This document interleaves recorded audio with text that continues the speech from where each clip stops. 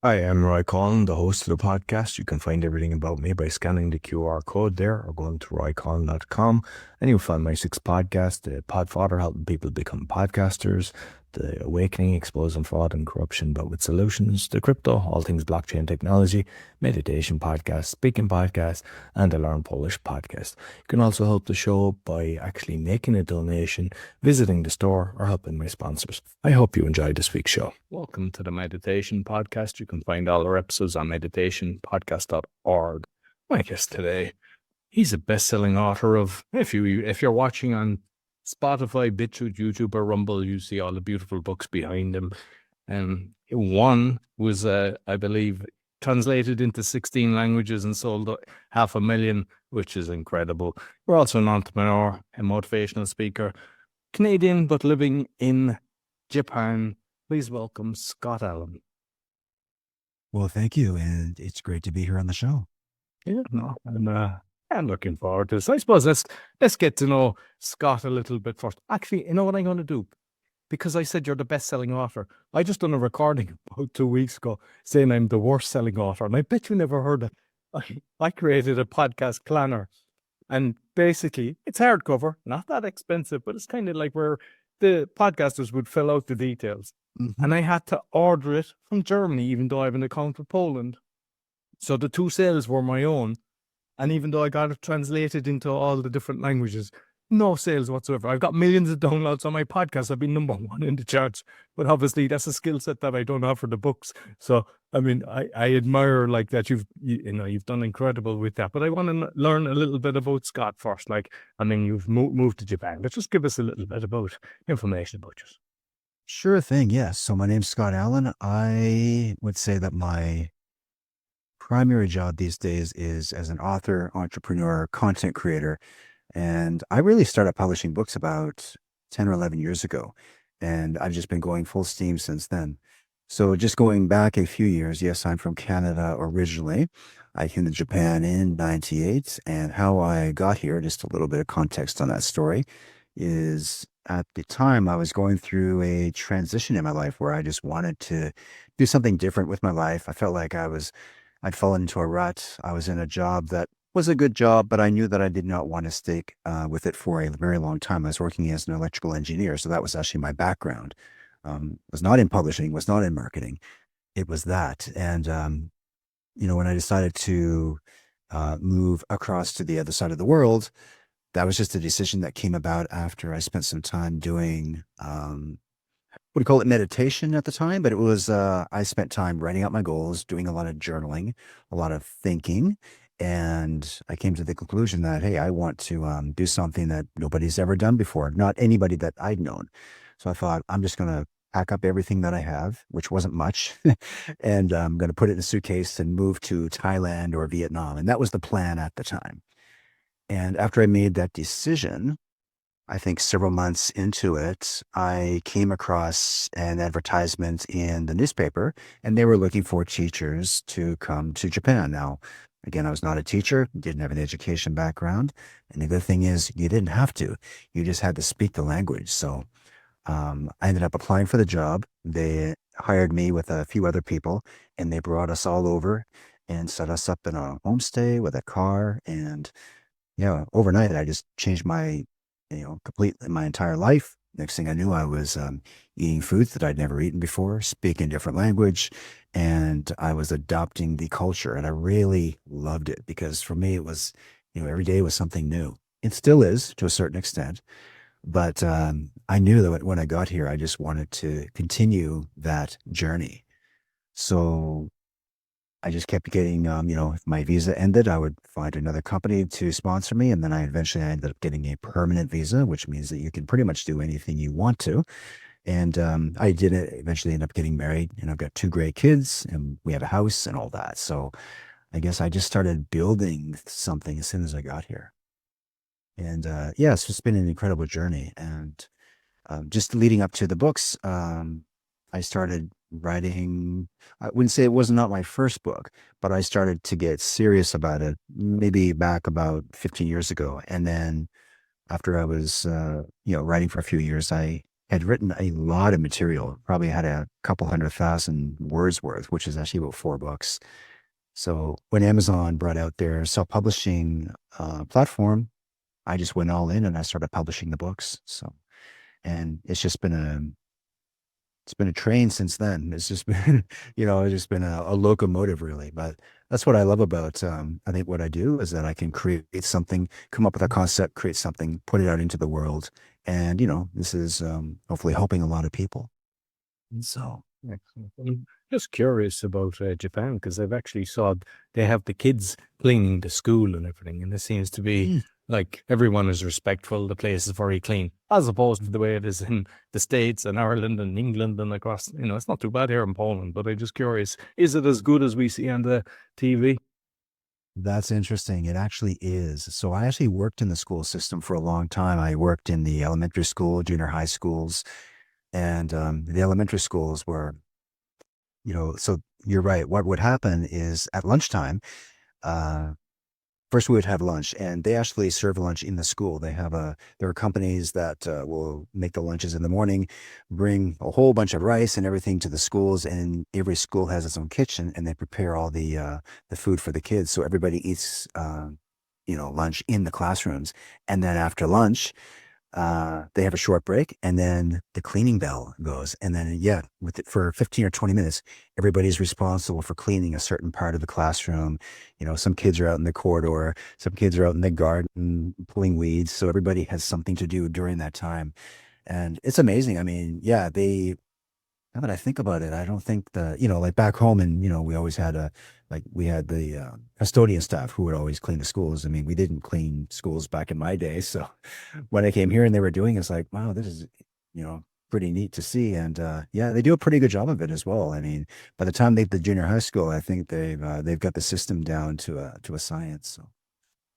I think it's a brilliant way to kind of condition a child that, you're cleaning the environment you're in, where sometimes people, when they're adults, because they've never had that experience, they class it as a chore. And then they're putting themselves into a bad mood because they're cleaning their house. Yeah, yeah, yeah. No, certainly think there's a lot of discipline that goes with that. Like it builds discipline. Like that's one of the things that they do. They get a lot of homework as well. The kids here, they get a lot of homework and they have a lot of extracurricular activities even after school, especially with the sports. And here's the thing too, is that, again, back in my school days, we went to school from Monday to Friday. We never went to school in the summertime, and you certainly didn't see us there on a Saturday or a Sunday. But here, my kids too, because my daughter's, she's really into basketball. She plays on the national team and everything. And my boy plays tennis, but they're at school on Saturday, sometimes Sunday, playing the sports because that's when they have most of their training and their practice. So school is not just school where you go there, you study, you go home. It becomes a way of life, or it becomes a big part of their life, really. So. So, getting into the meditation, I'd like to know what's your kind of journey, what meditations you like, and what you've done over the years. Yeah, so just give you a little story actually. So probably about 3 or 4 kilometers from my home here is a Japanese temple where I go every Sunday. I've been going there for quite a few years actually, and every Sunday morning I sit down for an hour. So just to go back up a little bit, we arrive at the temple, park the car, we walk through this massive gate, and you walk through these big temple doors, and inside it's really dark, and there's a whole bunch of meditation cushions in this big, wide open room. We have the altar at the front with the sleeping Buddha. So it's very spiritual, and it's very quiet. Everyone's just, getting ready for the meditation, which starts at 8 a.m. every morning. And what I love about this is that it's very traditional too, like the way that they meditate. We sit on the cushion, we put our hands in the lotus position, and we'll go for about half an hour, take a short break. They'll actually get us up and do some stretching, and then we'll go for another half hour. So it's an hour. It's not a long time, but I think it's just the experience of that. And again, the Buddhist monks that are there are Japanese monks, and they've been doing this for 40 or 50 years, right? I mean, that is their lifestyle. So that's just something that really got me more deeper into the meditation. But I really started getting into it several years ago when I think I needed to at the time because I needed to clear my mind. And my mind was just, I had a lot of distraction, confusion. I always felt like my mind was not at peace. I wanted that. And I believed that I could have it. And how I arrived at that conclusion was really through learning through Joe Dispenza. And Joe Dispenza works with a lot of people, and he has events in the U.S. and he has like large meditation retreats, which I have not been to yet. I do intend to go there either this year or next year. But when I heard him talk about his meditation practice, I thought it was really powerful because his meditation practice is based on visualizing the future that you want so you can, not forget the past, but just leave it behind. Because a lot of people, we tend to live in the past a lot and we have regrets about the past and we're holding on to a lot of the old identities, the old stories and the things that when we're holding on to those things, they also, they live with us in the present, but they also become our future. So that's why it's hard for a lot of people to change because they're still holding on to a lot of the grudges and the decisions that they made or didn't make and the things that didn't work out and all those things. And what meditation taught me is to have a very calm mind. And not just my mind is calm, but my whole body is calm for the most part. Uh, and that was just something I never really thought was possible, but it actually is. And so I notice it when, I tend to talk really fast. I talk to a lot of people every day. So I have moments where, like my energy is really high. And then when I feel myself crashing, that's when I need to meditate to bring my energy back up. Not so that I can jump on a Zoom call and get more into the, conversation. 'Cause I do a lot of coaching and a lot of workshops and things like that. But the meditation to me is really like, that's what brings me back to my center. It's the center of my creativity, it's the center of my, the calmness, but it's also the center of, I think like the future that I am working to build. Every time I meditate, it's not just I'm not just clearing my mind away. I'm actually visualizing the future that I would like to have, whether it's like 6 months from now, a year from now, or 5 years from now. I go through this process in my meditation where sometimes it actually feels like I'm in lucid dreaming, which is something that I had not experienced before. But the deeper I went with it, there were times when I may have fallen asleep. That just still happened. And sometimes I'm lucid dreaming where I'm actually having these, visions of like talking to people. I'm not sleeping, but I'm in this, I can go pretty deep with it as well. And I think that comes with practice, but it also just comes with being able to, put yourself in a state of mind where you mentioned the flow earlier.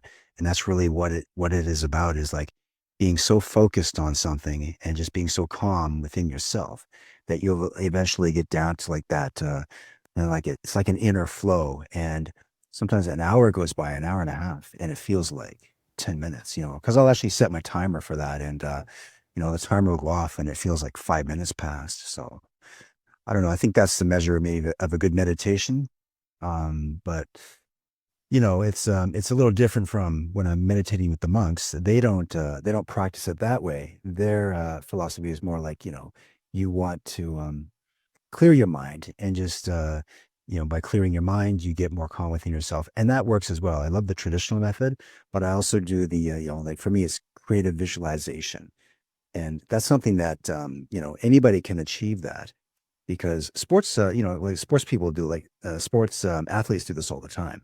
They will actually, I think, they will meditate or they will visualize training in a sport, and when they actually go to do it, they realize like, and tests have been done on this where they're Yeah, I think actually Dennis able to work Waitley better. was actually Yes. pushing that. He was getting great results by doing that. And he was into meditation as well. Yeah, yeah, yeah. So yeah, but yeah, it's certainly like a part of my daily routine. I don't necessarily have a time blocked out. Where's my meditation time? It's like, but I do it for 1 hour per day, and I'll do it like half hour in the morning, half hour in the evening, and then on days when I have more time, I'll actually go the full hour. So, but I don't like to, sometimes I set timers for it, but I don't like that if I'm having a really good session, then like a timer kind of brings you out of it, like Inception. But I like to just sit down and I'll just work on it until I feel like I'm ready to come out of it. But if you're having a really good one, you can lose track of time easily. So I'm just curious with your son and your daughter, is it something they've looked at you doing it and then they got involved, or is it that it's not for them yet? It's not for them yet, but I do talk to them about it. So at some stage, I'd like them to start meditation because I think that can't speak for all.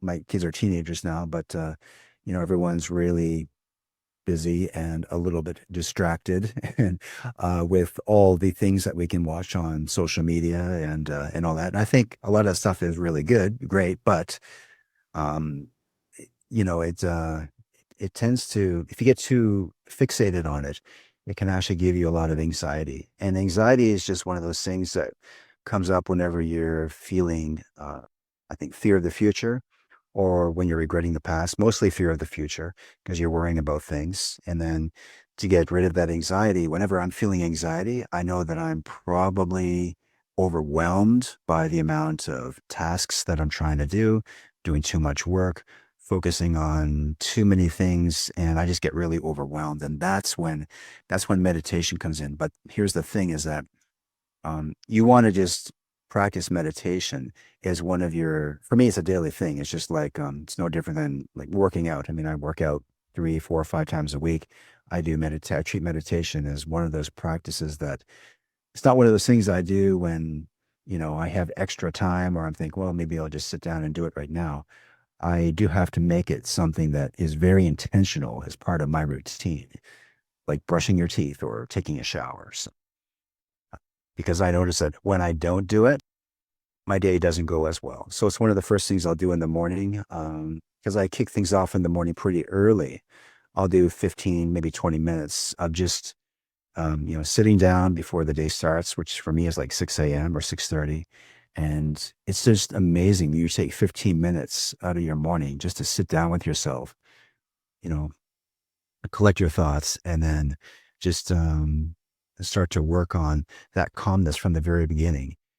You're going to have a much better day. Like it never fails. Like the days when I don't do that, things are a little more hectic and my mind is a little more crazy. And crazy as in, there's just like a lot going on up there. And I feel like things are very disorganized, and I can eliminate a lot of that by getting control of my thoughts first thing in the day. And by that I mean I'll just go through a routine where in my meditation I'll actually just walk through what it would look like for today. Like, what does my day look like? Who would I like to meet? Who do I want to spend time with? And just by visualizing that, um, I think I can set myself up for, better success every day. So I think those are just some of the things that, some of the benefits that come with meditation. But I mean, there are just so many health benefits that come with it. It's not just the mental fortitude that you build as you work through it. It's also, it's physical as well. And not to mention, of course, spiritual, but it's also physical as well, because the other thing with meditation is, of course, breathing is the center of it. So I noticed that even when I'm walking down the street, to me, that's actually a form of meditation when I'm focused on it. So what I mean is, like, some people do walking meditation. I think I didn't realize what that meant until I started doing it. But when I'm actually walking down the street and I start observing everything around me, the buildings, the people, the cars, the traffic, and when I start to breathe and focus on my breathing and taking in deep breaths and just to start to, observe the world, I feel like I'm really in that present moment and there's real energy there. So, walking meditation is something that I just love to do because you can do it no matter where you are. You don't have to just be sitting on a meditation cushion and, meditating. You can literally do it, when you're fully awake, walking. I'm not sure about running, but I do find it like when I'm walking and I'm in the zone or in the flow, there's just this energy that's just, I can just feel it surrounding me. And I just love that. So, No, I practice that all the time. I mean, that's something that I've been doing for years. But like the fairies, I mean, not just the youth, but 95% plus today.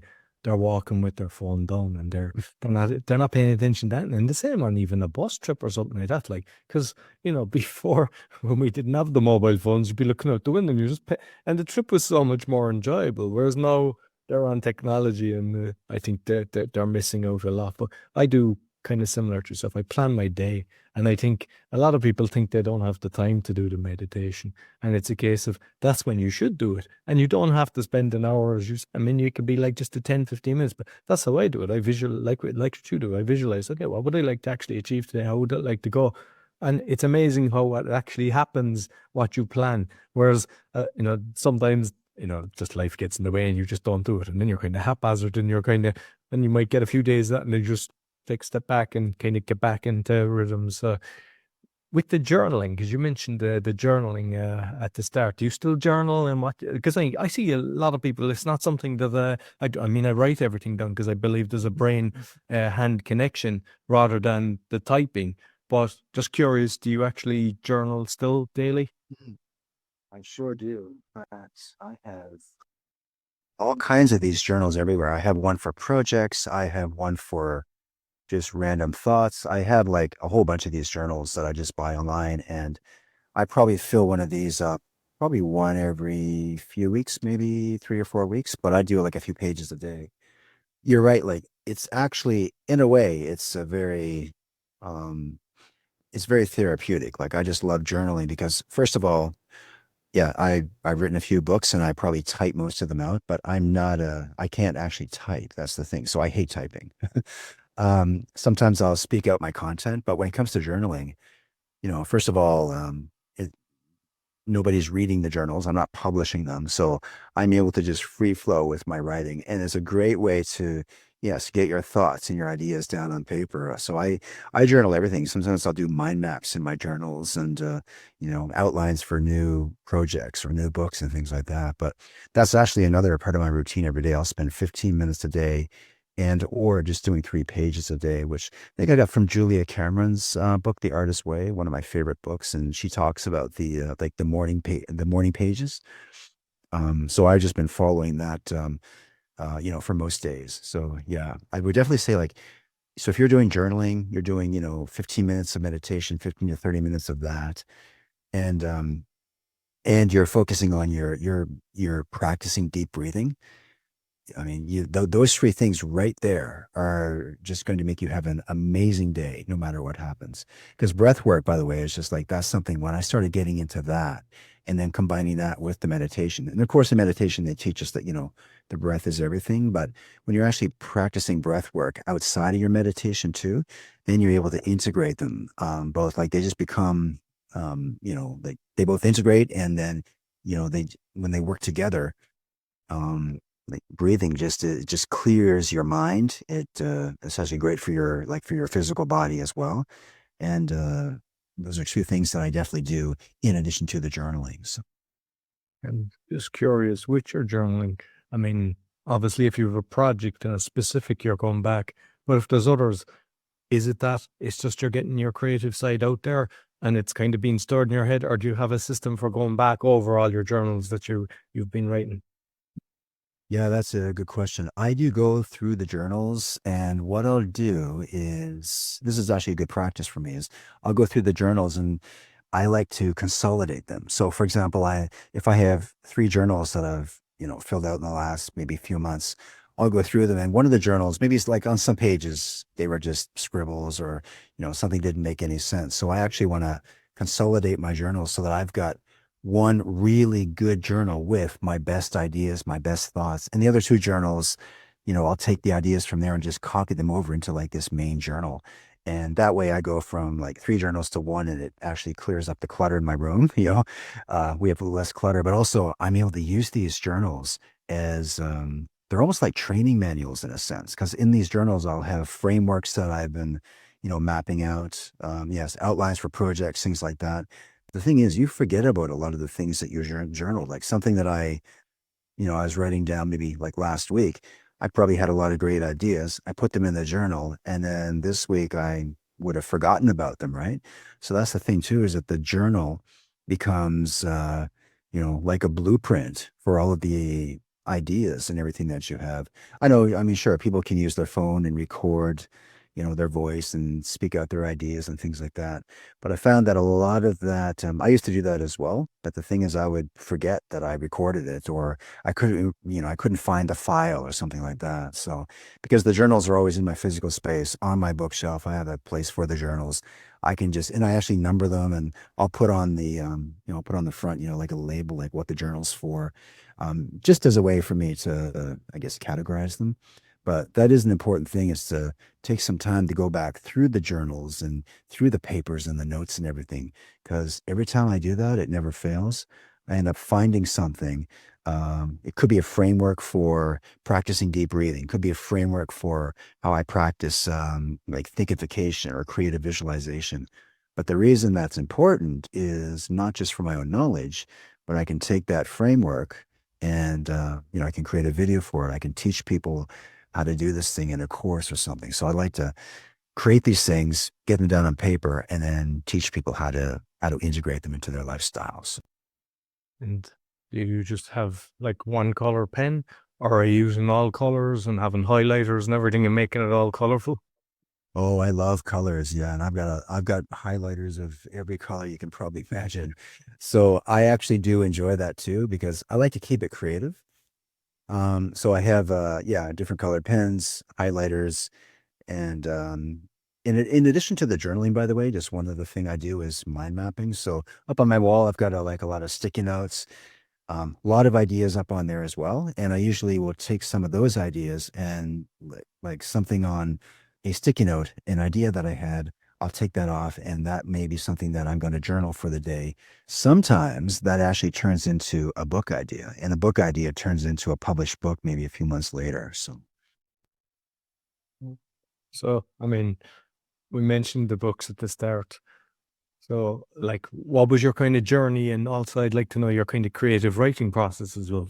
yeah. All right. So just going back a few years back when, say, I probably started writing again back in 2008, 2009, just to give you some context on that. When I first came to Japan, I started working in a company that would dispatch us out to Japanese companies. And my job at that time was to, yes, we were teaching English, teaching business English. Sometimes I would go to, like, one day it could be Toyota, another day it could be a milk company.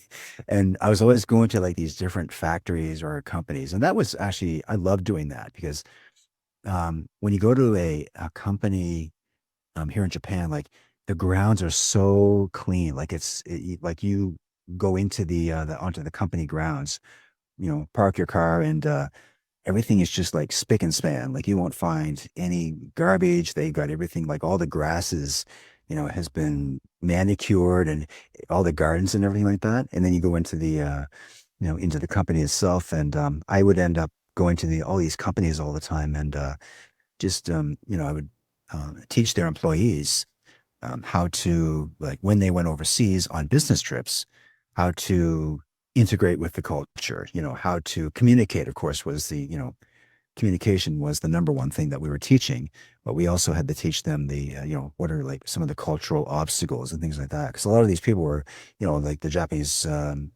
business people were traveling overseas. Sometimes they were living over there.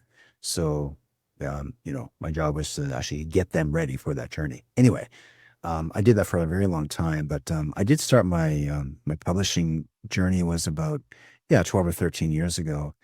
And at the time, I probably started out just writing out everything, like again, in journals and notebooks and everything.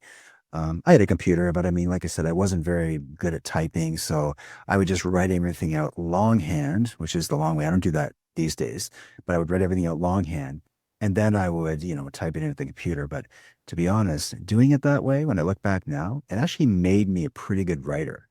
And I think something you had mentioned earlier, just like, when you're putting pen to paper, there's definitely something that connects you to that creativity. Like I don't feel the same way when I'm typing things up. It just feels very, I don't know, I just feel like an office worker. Actually, I don't actually like, typing very much. So I try to speak it out as much as I can. But for the most part, I like to, still write things down, making lists all the time. But yeah, I would say that, once I started to develop a system for that, I realized that, okay, if, because I like writing, but I actually love publishing. I love putting books out there and, getting feedback from people and seeing how the content actually helps people. So my process for writing though is, very basic. I don't have any fancy writing software. I use Word Doc or Google Docs. And I spend 2 hours a day. I've got a content creation block. I block that into my calendar. During that time, my goal is to write 1,000 words. Sometimes I can do more, and sometimes it's a bit less, but my goal is 1,000 words a day because it really is a numbers game. If you can do this, maybe not every day, but let's just say 5 days a week, you get 5,000 words per week, you get 20,000 words per month. You've got the rough draft of a book in about a month and a half, maybe 2 months. Right? So that's really just my process for that. I am experimenting with, a lot of the AI tools these days have been very helpful. Not using them to write the material. I'm still doing that, but I'm certainly using the AI materials such as ChatGPT, a couple of others, for doing the proofreading and the outlining of the books as well. Which I would spend a long time mapping out a book. Doing a mind map, with sticky notes and stuff like that. And although that was fun to do, it really took a long time. Like, I spent a week or 2 weeks outlining everything for a book, and now I can do it in maybe an hour. So, with the AI software, that's really sped things up for me. And moving forward, who knows where that's going to go with AI? But it just keeps getting better and better in terms of like helping me to build out better systems, which improves our productivity. And that way we can, I can probably produce more books a year. I think last year I may have published 4 books, maybe 5. And this year, I think we've already done, it's May. I think I've published 2, maybe we got a third book coming out next month, and I'll probably end up doing about 6 this year. But my target's usually 6 per year, I think, moving forward. And again, just it's hard for me to slow down. Like once I start, once I get the, moving on a project, I'll come up with a new book idea about probably once a week. And right away, the first thing I'll do is just outline it. I'll keep the outline somewhere, knowing that I'm going to go back later. I've got a folder in Google Docs, and I just keep all my, ideas and outlines there. And then when I need something, I just go in and pull it out of there. And, we start the writing process. And I can probably put together a rough draft these days in about 3, maybe 4 weeks. So. Mm. Like you mentioned, kind of Amazon was doing the self-publishing. So have you just stuck with the self-publishing? Because I mean, 500,000 sales is incredible, and very few self-publishers, like when you self-publish, can achieve that. So did you stick with the self-publishing model? Good question. So what happened is, yeah, I started with self-publishing. I'm still self-publishing, but what ended up happening, and this does happen too, it depends on the genre that you're writing. I mean, my books are all self-help personal development. So these books do really well in international markets like Japan, Korea, China, Thailand. I mean, you name it. Like there are international publishing houses that want those kinds of books. They want to translate them because they're very popular in, not just in the US and Canada, but outside of that. So anyway, what happened is the book that was published in 16, soon to be 17 languages is Do the Hard Things First. I do have other books that have like been published in 4 or 5, maybe 6 languages. And so what ended up happening, and it's actually at least once a week, even now, I get a request from a publisher, whether they're in Thailand or Vietnam or it could be Germany. They want to buy the rights to a book or several books, actually. So what's been happening is, yeah, we've ended up securing maybe 20 plus contracts, I think, with international publishers. And they basically will, they will buy the rights to the book for that country, for that language only. So, for example, if the Thai publisher buys it, they're just buying it for like one publisher can buy one book for that language in that country. And once they buy it, they've got the rights for maybe 5 to 7 years, depending on the contract. But the great thing is that they do all the translations, they handle all the marketing and everything. So that's really good because when you're self-publishing your own material, there's a lot of work that goes into marketing, and you have to learn the skills for that as well, which, I've spent, yeah, probably I put in the 10,000 hours required to do that. But the thing is, like, there's always something to learn when you're self-publishing. The one thing I love about it though, is that it's helped me build really, I think, like, powerful skills for, not just publishing material, but, it's given me a lot of insight into, like, market trends and, like, launching products in the marketplace and that kind of thing. Yeah, but you're right though, like, to sell that many books, it's really hard to do that as a self-published author unless you've got, like, some serious firepower behind it, or, you've got, I don't know, a million people on social media who are ready to buy your books. So, in Japan as well. So just, one more thought there too is, like, in Japan, we have a publisher here, and yeah, they've got two titles so far, and we're working on a third title actually.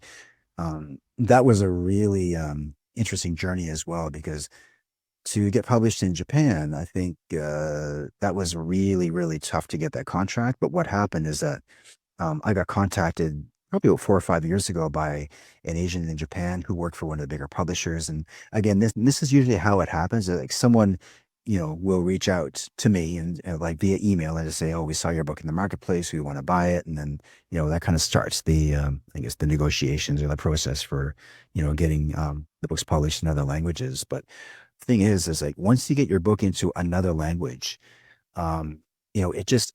it really doubles your, visibility in the marketplace. And then what happens is, let's say someone in Thailand picks up your book, like a publisher in Thailand, which I have three publishers there now. I've got two in China. And what happens is that eventually, your name and your books end up on a catalog that they all share. And apparently, if, you get enough publishers on board, soon it went from like two publishers to five to 10. And then it just started to really accelerate from last year, I think. But the thing is like, it wasn't something that was planned, right? I just kept putting out books, and that's just my thing, is like, I will self-publish. Like, all my books are really self-published, to begin with, with my publishing company. But, we just put out a new book, I think it was last week actually. And I think it was the day after the book launched, I was already getting emails from publishers who wanted to, publish it in India and, a couple of other countries. So that was just last week. So, it's really interesting. I think it's really interesting too, because the one of the big I think the big dream is to be able to go to any country in the world, walk into a bookstore and see your books there. Like, that's actually happened in Japan. That was a dream at one time, and, now I can actually walk into the bookstores and find my books there. They're not flying off the shelves per se, but they're still out front and they're doing really well. So, but, that's the thing too, is like, just, I never stop once the project is, complete. I'm usually moving on to the next one. And I do have I have a small team that I've hired to bring in, and I taught them my publishing system. So, I've got somebody who's, working on marketing in the background, and someone else who's, uh, you know, um, communicating with the foreign publishers as well, because, things just got really busy. So that's one of the most important things, is once you start to grow, in order to scale up, you've got to build your team. So I think that was one of the hardest things for me to do, and it still is like, just kind of like letting go of some of those responsibilities, because, whether you're a publisher or an entrepreneur, you kind of get pulled into this, I call it, it's like a trap sometimes. You're like, you feel like you're the only one that can do everything. And I still hold on to that sometimes. Like, well, I know I don't really want anyone to format the book because I'm really good at it. But that may be, but somebody else can probably save you 3 hours of your day if you let them do it. So that's something I've gotten a lot better at, is just outsourcing everything and anything that I can. So, Yeah, excellent. And just curious with the, like when you work with the publisher, when you kind of sell it to, say, a certain country, and you mentioned maybe for 7 years or something like that, is that a kind of a one-time deal? Here's X, or do they still kind of give you a royalty on the books, and are they trying to get you to promote it as well, where you're putting it on different social media? yeah. Oh, great question. Yeah. So no, they don't actually. Some of them do. Some of them want you to promote the book, on Instagram, or, something like that. But they don't really push it. Like it's not something you have to do, right? I do promote some of the other titles, like the books that are in Japanese. I promote those occasionally, but they actually the publisher in India, a couple of them, they actually have they're really good at marketing the books. So, they will bring me into the marketing plan, but they've got everything already sorted out. So that's the good thing about that is that, you don't have to market the book. They're already taking care of that. But the other part of your question is good. So usually what happens is that they will pay you an advance fee to begin with to purchase the rights to the book. Now, how much that is, that depends for the most part on what country it is, to be honest with you. Like India can be anywhere from, it depends on the book, I think, but that can be anywhere from like $1,000 to $3,000 per title, right? In Korea, it was, yeah, I can't remember offhand, but Korea was, like their advance royalty was pretty good, right? And then I think in Germany, I had Penguin bought the rights to Do the Hard Things First, and they published it in German, right? So it really depends. The advance, amount depends on the country, but the other part of it is, yes, they do send you royalties after that. And if anybody has a contract with, a traditional publisher, for the most part, it can be anywhere from like 6% for the first 10,000 copies sold. And then once 10,000 copies sell, it could be, 8% for the next 5,000. So the more copies that are sold, the higher your royalty goes. And that doesn't sound like a very large percentage because, and it's probably, I guess it's probably not. But the thing is, if you end up selling a lot of books in that country, the great thing about it, first of all, is that I can't think of a better model for passive income because first of all, I'm not the one that I don't have to spend tens of thousands of dollars on marketing the book. You know, they're doing that, right? So what the publishers will do is they'll usually send the royalty check maybe once every 3 or 4 months, once every 6 months. Maybe sometimes some of them send it once a year. So it's a little bit unpredictable too when you're going to get paid the royalties. The advance fee comes through pretty much right away after you sign the contract, but you really are not sure when the royalties are going to come through. And sometimes that's stated in the contract, which is good. But um, the great thing is that, if my goal is to get my book into as many languages as possible, because again, I just want to be able to, I want to share the material with everybody, right? And I do publish the books myself in Spanish and German. I have translators who work on that, but that's a lot of work, right? So ideally, I'd want, I want to have these, um, uh, you know, contracts with these international publishers so that they can they can do the translating and they have the distribution channels to put the books into the bookstores. So, yeah. And because when it comes to money and corporations, a lot of them are fraudulent and they kind of try to cut out creator or whatever. Is there systems in place for people when they do have their due a royalty that you know that you're getting what you're entitled to? Yeah, that's a good question. We don't have, like, I don't have a real way to actually track it. So, to be honest with you, a lot of it is, well, so first of all, like the contracts are always like, I'll just give you an example.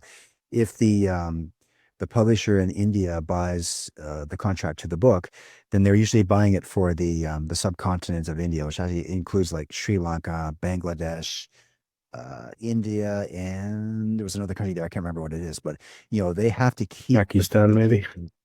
You're right. Yes, yes, Pakistan. Yeah, yeah, but they have to keep that publication within those regions. Like they cannot sell it outside of that, and if they do, they're breaking the contract. Now, um, I don't think I haven't had anything like that to my knowledge yet, right? So that's the good thing is like, the books that I publish on my own, I can publish those in English anywhere in the world.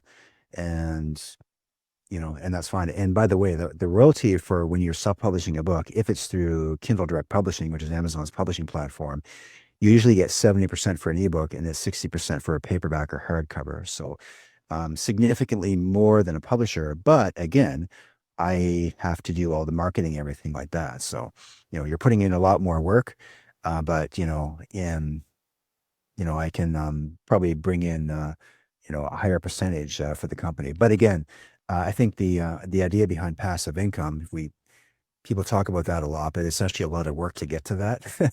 So passive income is not really that passive. You have to work really hard to make it happen. But that's the thing, though, is like, these, um, publishers will be publishing the book in their country. And I think that, just getting back to your question, though, about, how to track it, I can't actually track it. So I'm really, like, the contract and everything, the relationship is really based on trust and honesty. And to tell you the truth, like, I would say most of the publishers that I work with, they've been fantastic, so the communication's been great for the most part. They keep us updated on, how book sales are going, and occasionally, like, sometimes that they will make merchandise for the book and stuff like that, and just sell that exclusively in, like, a publisher in Korea, for example. They made a special edition of Do the Hard Things First, like a special 1,000 copies, and so they do some things like that just as a way to market the material and everything. So. Very good. With the marketing then, because I've spoke to a lot of people that have done books, and even people that are publishing for other people, and they all have their own kind of strategies for a launch. And I know some of them, they do the 99 cent, or they do it free, and they blast it out, and they get all their friends to blast it out at a certain time to get in the top of the charts. And then I heard others saying that damages you because it goes up and it doesn't have momentum and it disappears. And yeah, you can say you're a bestseller, but then it's gone. Because of your success, I would love to know what's your thoughts on the launch. Yeah, that's a great question. Yeah, I just launched a book, actually, and I mean, I guess I'm always launching a book, but so, okay, I'm going to start with the 99-cent book launch model. This was really something this started with self-publishing, actually. This was not a model like traditional publishers do not publish books this way. Traditional publishers will actually launch the ebook. It can be anywhere from $7 to $15. I mean, traditionally, like, we try to keep the price under $10 because you get a higher percentage. If the book is between $3 and $10, you get 70%. When you charge more than that, you actually drop back down to 35%.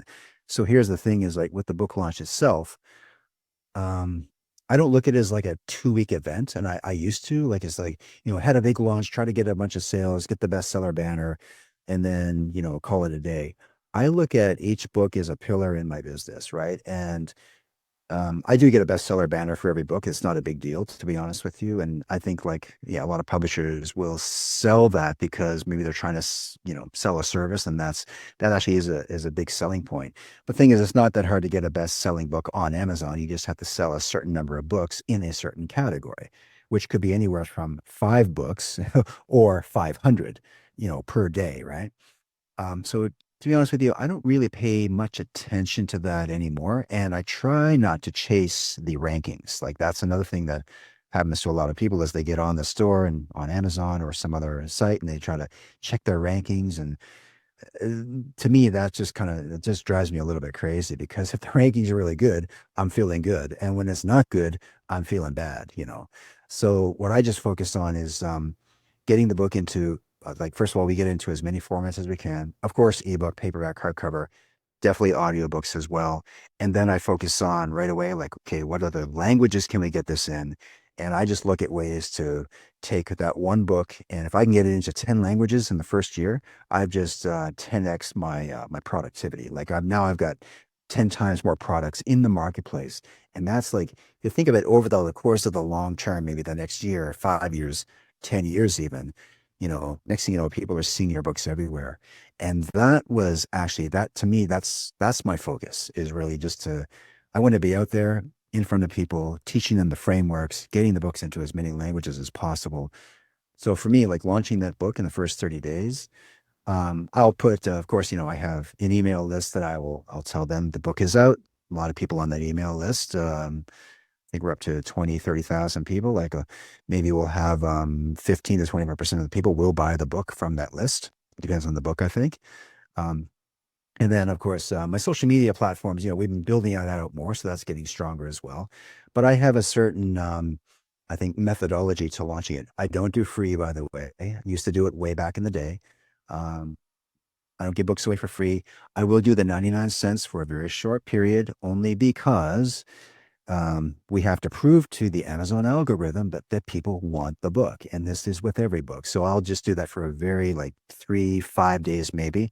But after that, I've taken, most ebooks are, anywhere from like, I don't know, $3.99 to $9.99 actually. And we've just been increasing our prices instead of trying to, play this game of, I don't know, competition or like, as soon as you start to cut your prices and you try to beat the other guy, now it's like a race to the bottom. So I've taken it to the other way where I'm going to charge $7 to $9.99 for my ebooks. Paperbacks are, $14 to $17, and the pricing really is important.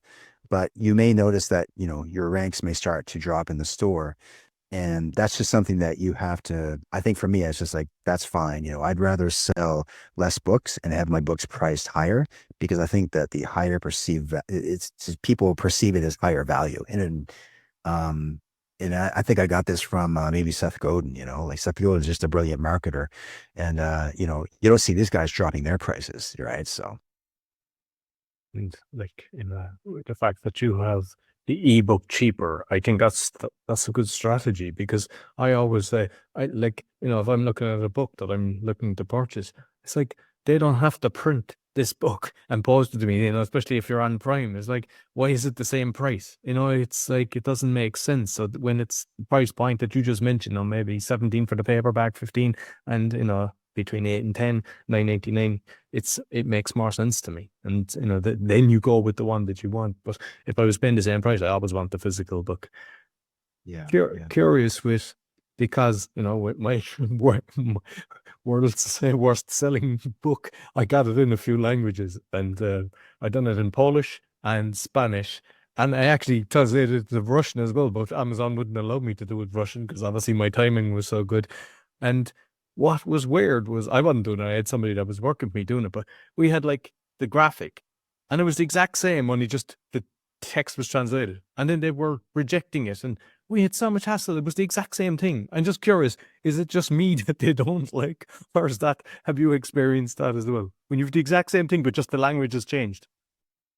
I haven't had that issue yet. And what we usually do with other books, like the books that are in other languages. So, this depends on the only time I've had issues is when other publishers do the hard things first. For example, the other publishers were using the same cover design because that's actually the design that we initially came up with when we first published the book, which was this design here. So a lot of publishers wanted to use the same design. They just put the like in India, I think they have it in several languages, right? So what happened with just once with Amazon is that some of the India publishers actually they published it in English as well, but that was like in English for the Indian subcontinent only, right? But it got flagged by Amazon, and I have actually proved that the book was originally mine. And like it's some weird things do happen like that. I haven't had the situation that you just mentioned, but the thing is like you never really know what's going to happen when you put something out on Amazon because I've had people rip off my other covers. I've had them rip off content. Amazon came back to me and said, you have to prove that this was actually your book, even though somebody else said maybe, ripped off the cover, right? And unfortunately, like, I mean, I copyright everything and I keep all my, like my, I guess my communication with other publishers. So sometimes I actually had to prove that the book was mine, even though another publisher had bought it from me. So sometimes like things do happen that way. So it's really a good idea to keep all your communications, copyright something if you can. But at the end of the day, you never really know whether it's Amazon or another publisher, is going to come back to you and say, and I also published the books on Ingram Spark as well. Ingram Spark, another worldwide printer. And if you want to get your books into bookstores and libraries, like we always publish to there right away because that's just another way to distribute the books, get them into deeper channels too. So. And like with just finally with the audio, I mean, you've got a good voice yourself. Do you do the audio yourself, or do you have other people doing it?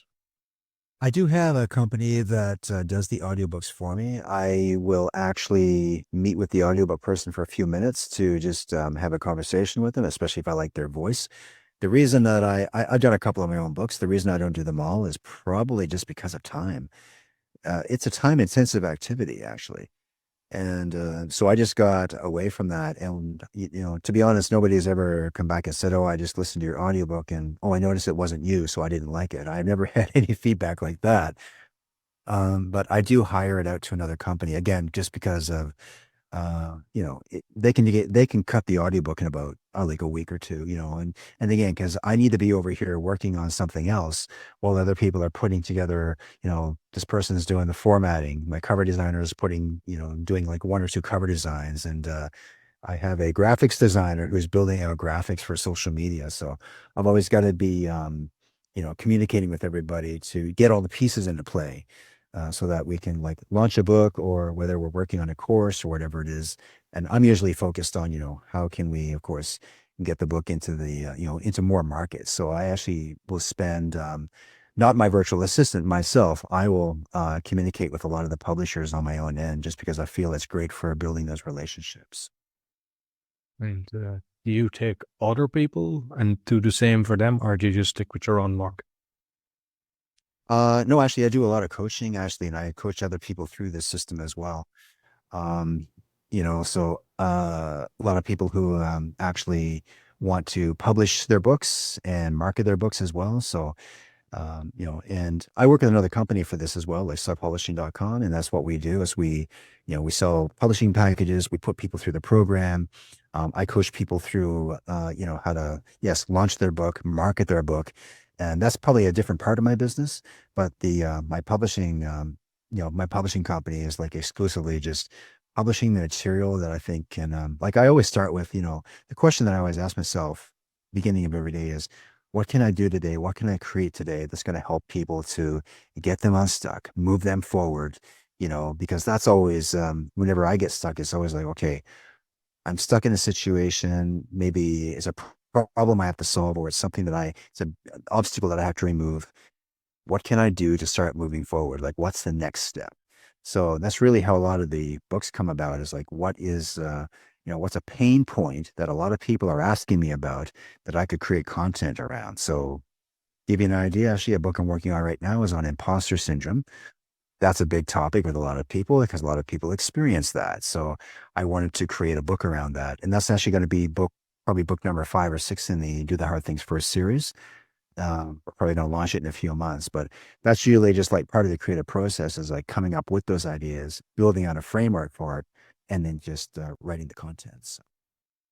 And I know you mentioned is it selfpublishing.com was your Correct. Yes. yeah, so I'd watched a video of you, and I don't know, is it a co-founder or something, but it was a fantastic interview. And I mean, same thing, you're very generous with the information that you give out, because sometimes people are holding it to their heart. But there's a book that you can get on that, and you just kind of pay for the shipping. So I've already ordered that, because it was, to be honest, one of the best videos that I've listened, because there's a lot of people out there kind of telling you to do this, that, the other. But I mean, there's not many people that have got 500,000 in sales, and I see that you've got a lot of the clients as well that have done very well. So yeah, no, brilliant. So you might let people know where they can find you, Scott. Yes, for sure. Yeah. So people can go to scottallanbooks.com. That is our Shopify store, or they can go to scottallanpublishing.com. And on the Shopify store is where we're actually selling the books directly and shipping them worldwide. But on the publishing site, it's just for the blog. I actually set that up for foreign publishers, so they can go there and just check out which books are available for other languages. But yeah, you can go there and you can download a chapter of Do the Hard Things First. We've got a free chapter we're giving away for the book there, and you can also enroll in the 14-day email course too. So Thanks. and of course, they can always go to Amazon. They've got a lot of books on there too. So you can just plug in Scott Allan Author or Scott Allan Books. I'll make sure I'll put the links both on the audio and the video. Thank you very much, Scott. Thank you. So that's all for, I won't say just the meditation podcast. I'll also say the speaking podcast, because I think it was very relevant, the information that was shared today.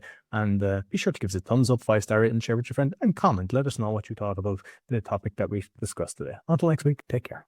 So I hope you enjoyed this week's episode. As mentioned at the start, you can find my 6 podcasts on roycollin.com or scan the QR code if you're looking to start a podcast or do a podcasting tour. I help with that. Also, if you're looking for a virtual assistant, we also have that service. And you can help the show by visiting the store, supporting our sponsors, or making a donation. Until next week, take care.